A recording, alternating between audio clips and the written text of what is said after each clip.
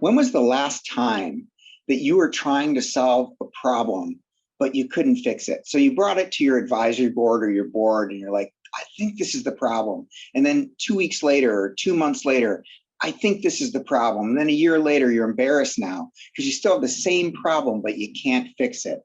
Has that ever happened to you? That happened to me all the time. The definition of creativity is being able to have a variety of ideas for a specific problem and then being able to pick the right idea at the right time. What I've learned is it all comes down to the balance of the people around you.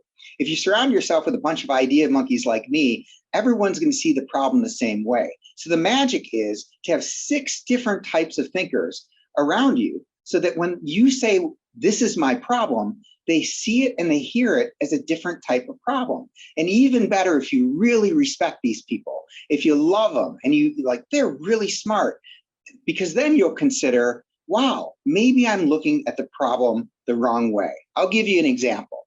Imagine that you're running a company and you've been historically profitable for 2, 3, 4, 5 years in a row. And all of a sudden, now you're not profitable anymore. You can't seem to make money. So you go to this group of people and you say, I have a problem. We are no longer profitable. What do you think is the problem?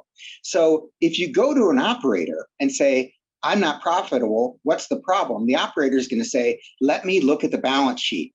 I will punish every line of the balance sheet, and I promise you that in a quarter, we will be profitable. If you go to a strategist, the strategist might say, well, what are we measuring here?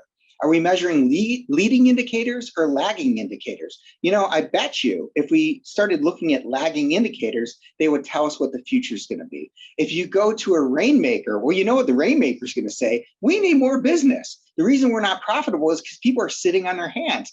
Let me go kill a whale. Let me bring in some more business and we'll be profitable next quarter. I need more salespeople. Help me build the sales team up. If you go to a visionary like me, I'll say something like, we need to reinvent the company. We need a new product or service or business model. We're not profitable because we're no longer relevant. We need to pivot.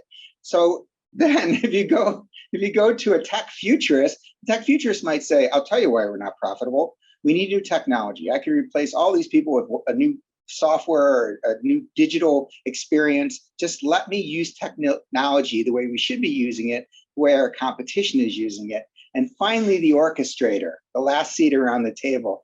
The orchestrator might have just read 5 Dysfunctions of a Team by Pat Lencioni. And she might say something like, I'll tell you why we're not profitable. It's because we don't trust each other enough.